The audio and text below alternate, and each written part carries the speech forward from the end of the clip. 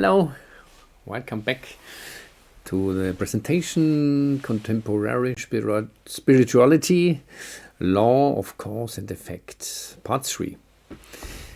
Nice song we have heard. The text of this chorale from Tessé is: God, protect me, I trust you. You show me the way to life. There is joy with you, joy in abundance. There is a theory, it's called the Armageddon theory, which I consider as very dangerous. It's also called dispensationalism. Dispensationalism, very difficult word, yeah?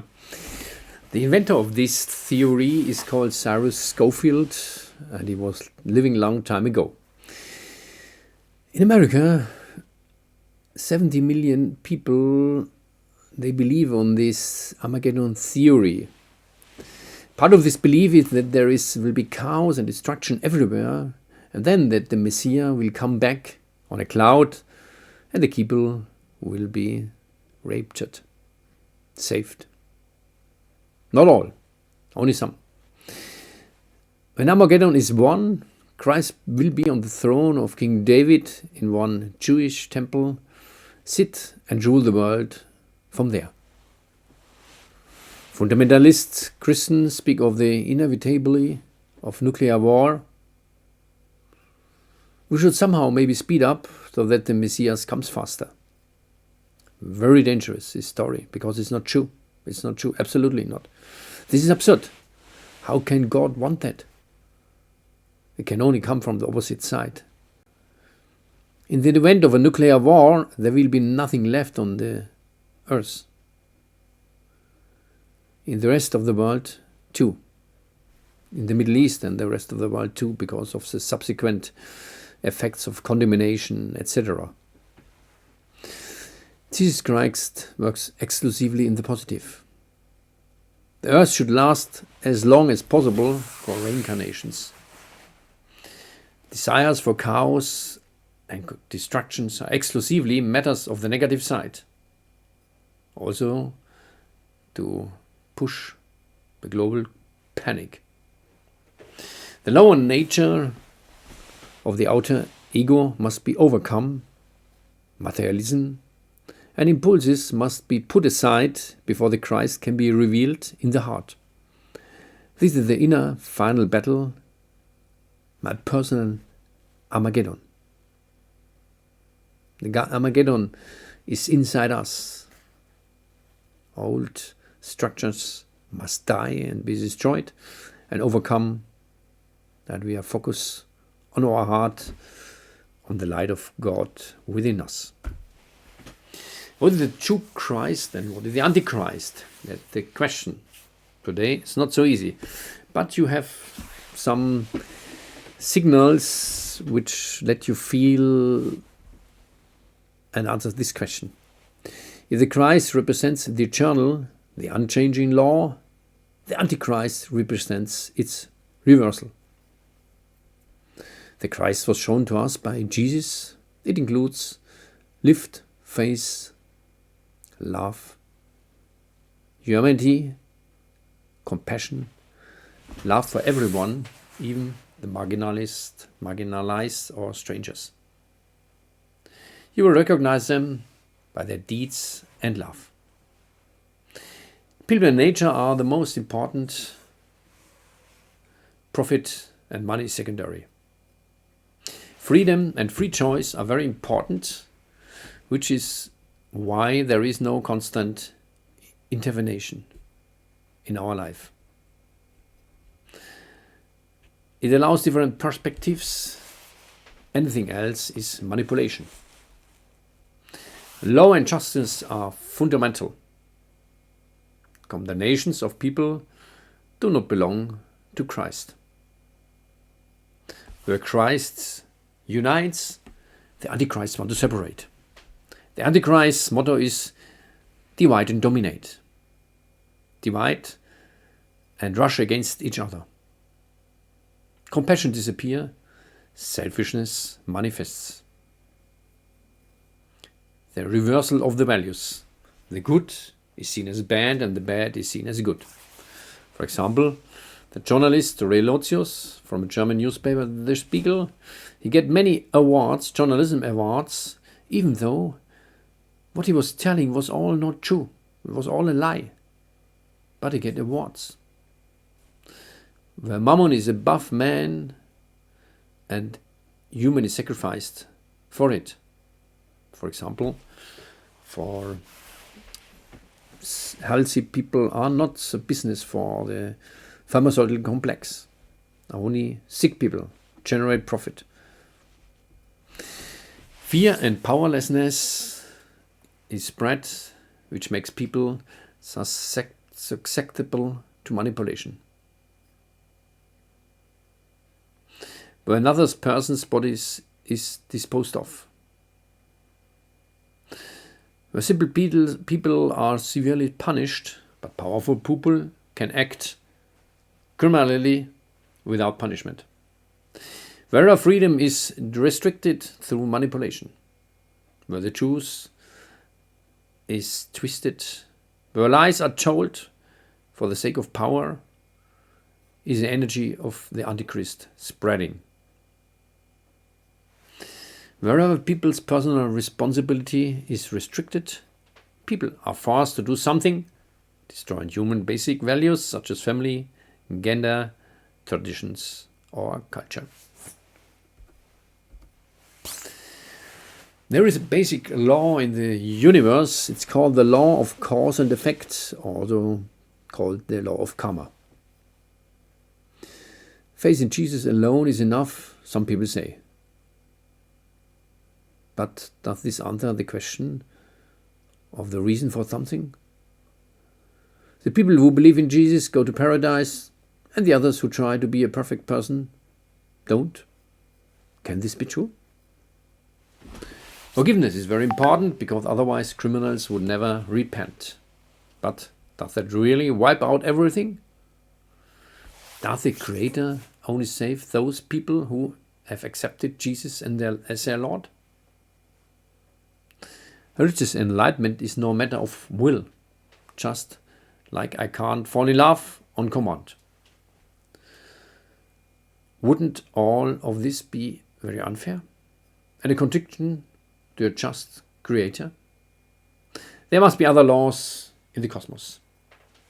In the law of the cause and effect, the law of karma, I'm no longer at the mercy of enlightenment. I can create my own joy. Anyone can do that. It's a good message. I harvest what I sow. What I do will come back to me sooner or later. This can go beyond the borders of death.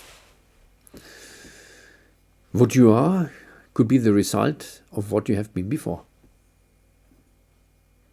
What I do makes fate. Everything has a cause. Recognizing and changing these although changed the effect. An illness can be a message to show us the right path for inner healing. We experience certain situations in order to resolve certain things from the past.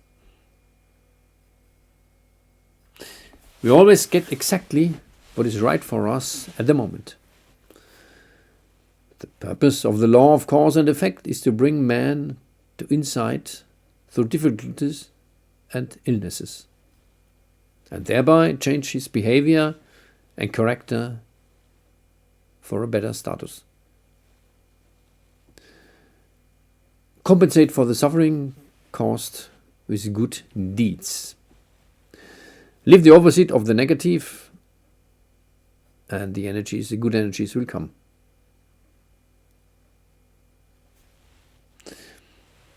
I no longer blame others, the family, the state, the system, because I recognize that I'm fully responsible for myself and my reality. I no longer depend on others. I create my own happiness. Isn't that a good message? I'm no longer a victim, but a creative designer. I no longer fight against the dark, but for the good. the master rises to higher level. I try to control and strengthen my thoughts, moods, characters, qualities and powers. I use my talents, virtues and abilities. This assumes that I move from I to you and from you to we. In this way, I become part of a larger principle, the principle of a human family. Everything that happens now has a meaning.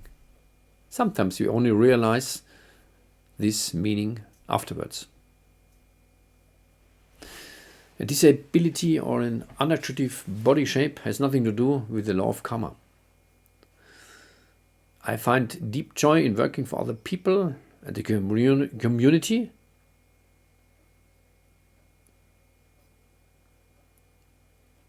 Because I know that it is important and that this is the only way I can continue to develop. This is how I grow into perfection and at some point leave the will of the rebirth, and then I'm coming into another higher level. A wonderful league without a dual world. That means a world with good and bad. The key is the major character as one experiences the spiritual masters. The reward for the cheerful effort in this awareness, a reason for deep joy and serenity. There are Bible sources for that. In Matthew 7:12, whatever you want people to do, you do. You won't get out of there until you have paid the very last farthing. Matthew 5:26. But not all suffering is determined by karma. But blaming will have an impact. Blaming anybody will have an impact. Some things we choose before our incarnation, and they are in our life plan because we as souls saw a sense in this experience. There are situations that are so big that many people are affected, for example war or natural disasters. However, even during these major events, there is still the possibility of remaining protected. There are situations that we can only experience because we have deviated from our life plan. Our soul and our spiritual guidance then try to give us signs again and again. We can always ask ourselves what we learned from the situation. When people ascend, they are greatly tested, which inevitably results in suffering, but also maturation and development. How do I achieve a high level of consciousness? The high consciousness cannot arise from a simple desire, but by applying the knowledge of eternal truth. Meditation, prayer, study of scriptures, spiritual texts, etc. can help. The easiest way is through applied selflessness. There's incredible freedom in modesty, true service to others, by taking responsibility.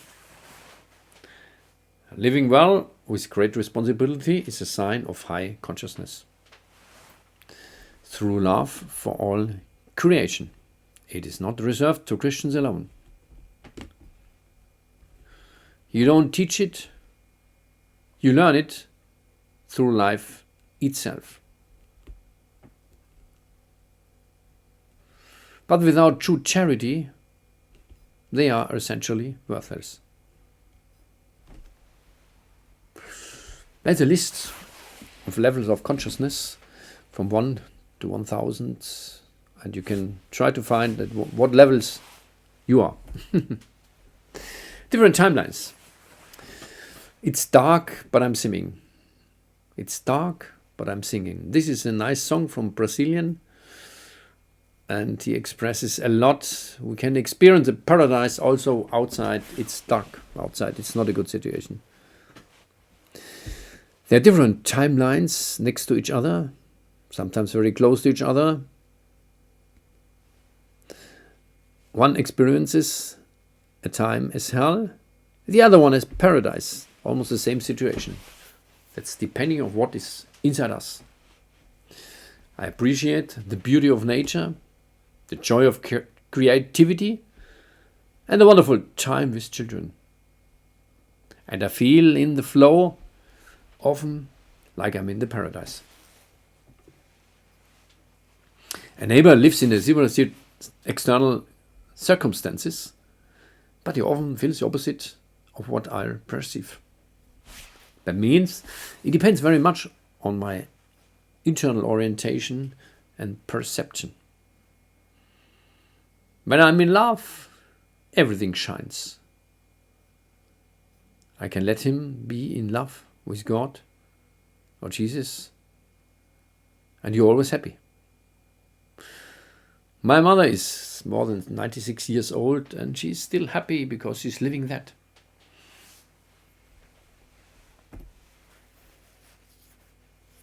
Why all the sufferings, illness, wars, and natural disasters? Suffering is and remains a mystery. An illness can lead to healing, development, and necessary changes in life. Eckhart Tolle said, a friend was suffering persistently and severely. At that, the whole egoism was burned away. Does suffering also change something in us? Burn something for development? It is man and his greed that causes war and environment destruction. It's not God who is doing that. We humans are free beings, and the good powers respect this freedom. By the way, not the evil forces. Also for the freedom to make wars or destroy the environment. There is also a karmic legacy that is suffering from previous lives. Karma still needs to be paid off to ensure further ascension.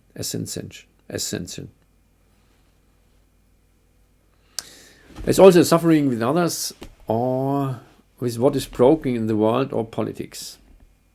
This is a sign of a higher level of human development. The indifference is the opposite and dramatic for the world at all levels. Jesus and many other great masters also suffering greatly. Certainly, it was not due to guilt. Apparently, this is also a process to reach even higher levels of consciousness. Ways out of suffering.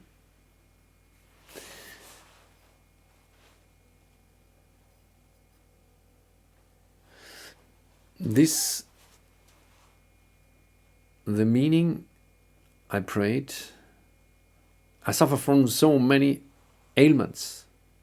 It is a prayer. This makes my life so difficult. I no longer understand the meaning. Why should I be still alive?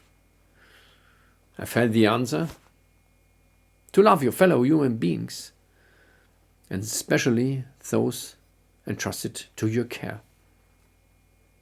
One small word, and everything inside me changed. I was just busy with myself. How do I become happy? Suddenly, I rediscovered the meaning of life. Love. We live to love. From I to you. From I to we. How could I have forgotten it? This is based on Eugen Ionesco. Dealing with the law of karma karma, inheritance, guilt, and atonement. Sometimes we suffer and we don't know why. Perhaps it's the result of suffering we experienced earlier or in a previous life. Who knows? But it always has something to do with someone else.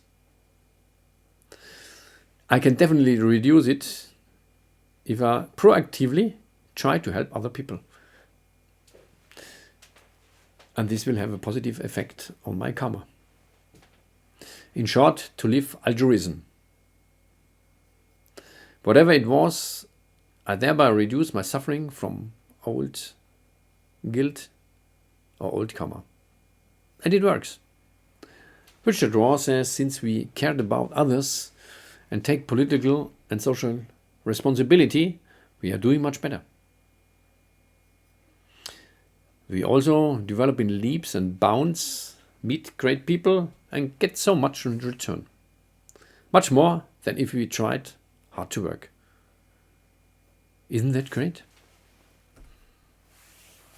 Thank you for listening and maybe looking this part of the presentation.